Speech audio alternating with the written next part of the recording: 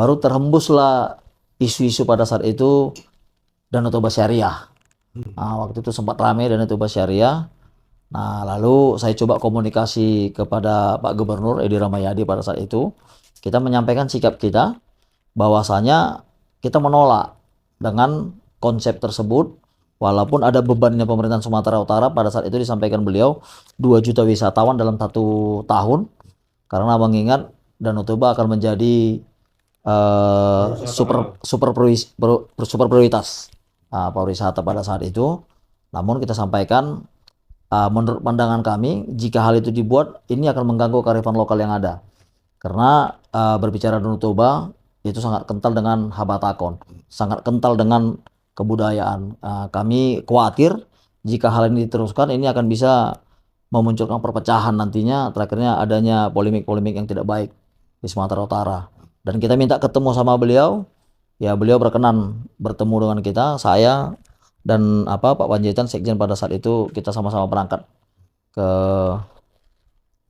Medan, bertemu sama beliau di rumah dinas, dan apa yang menjadi sikap kita sampaikan dengan tegas, dan beliau pun menyampaikan tidak ada wacana itu yang beliau rencanakan, cuman hanya ada segelintir orang yang coba mempelintir-pelintir bahasanya pada saat itu.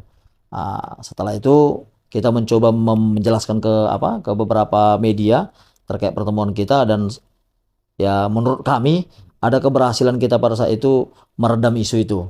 Dan memang sampai saat ini pun kalau hal itu juga dilakukan, saya rasa akan mengganggu peradaban dan kearifan lokal yang ada di Sumatera Utara. Bukan berarti Toba, kita orang Batak tidak menerima dan menolak datangnya peradaban-peradaban baru. Tetapi ya kita mau kebudayaan orang Batak yang di seputaran Danau Toba itulah menjadi kekayaan Danau Tobanya yang menjadi daya jual seharusnya bagi pariwisata baik lokal maupun mancanegara. Jadi itu pada saat itu latar belakangnya, dan melihat ternyata penting ada organisasi yang bisa menyuarakan menjadi harapan sama orang Batak. Dengan dasar itu pada saat itu saya ajak kawan-kawan, oke, ini harus kita legalitaskan. Dan ini harus kita besarkan secara nasional. Nah, pada saat itu kita sepakat, karena pada saat itu nama PBB Paguyuban Batak Bersatu sudah sangat populer. Jadi kita mencoba jangan lari dari singkatan itu. Itu pada saat itu. Jadi banyak nama yang coba kita ajukan, terakhir terpilihlah Pemuda Batak Bersatu, dan kami meyakini pemilihan nama ini ilham. Bukan hanya karena kami berpikir berembuk sehingga kami putuskan, kami meyakini ini ilham.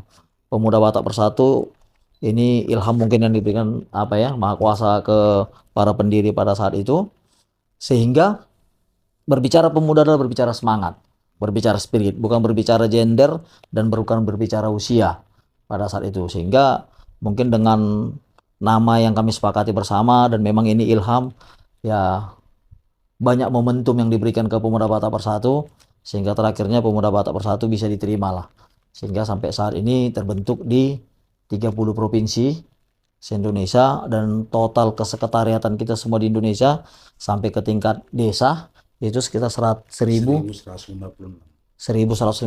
kesekretariatan di seluruh Indonesia. Jumlah anggota diperkirakan berapa? Data terakhir kemarin kita lihat di angka sekitar 810.000 anggota. Dengan penyebarannya mulai dari Sabang sampai Merauke lah. Yang di luar negeri. Bahkan ada di luar negeri. Kepedulian sosial ya.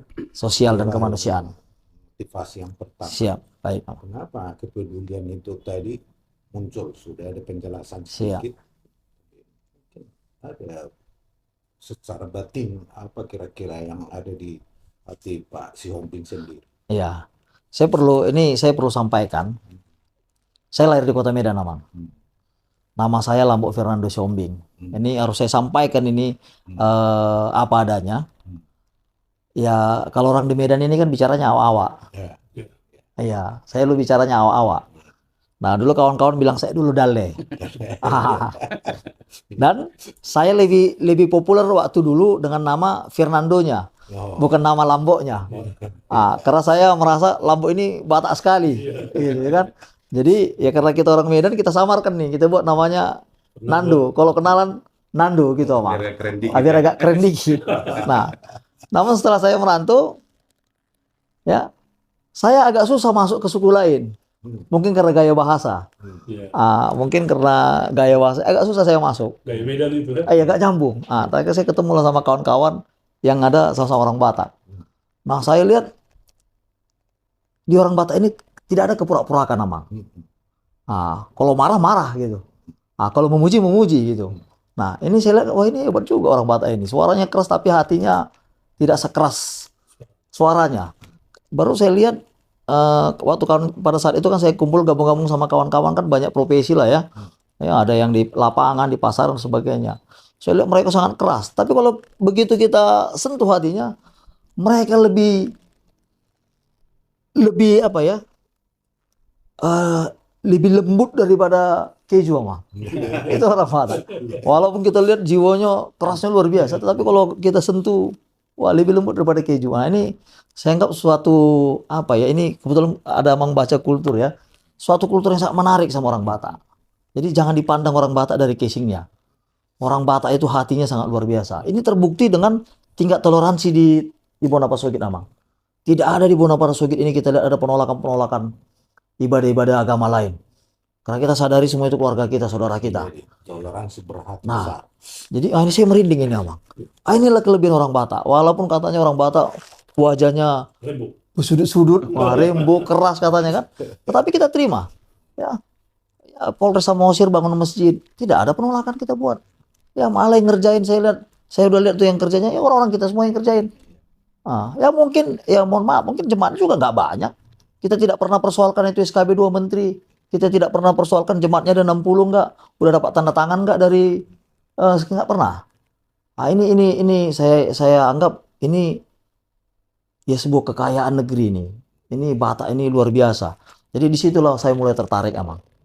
Terakhirnya saya nggak pakai lagi nama Nando. Saya selalu kalau kenal sama orang Lambok Siombing. Jadi saya pun tidak boleh lagi berpura-pura. Orang harus tahu saya orang Batak gitu. Itulah dulu awalnya Amang. Jadi ya harapannya ya kita harus bangga Batak lah. Sehingga anak saya pun yang lahir di sini setiap antar sekolah saya kasih dengar dia lagu Batak. Jadi kalau bicara lagu Batak, wah mereka kuasain itu Amang. Biar cinta mereka sama Batak. Gitu.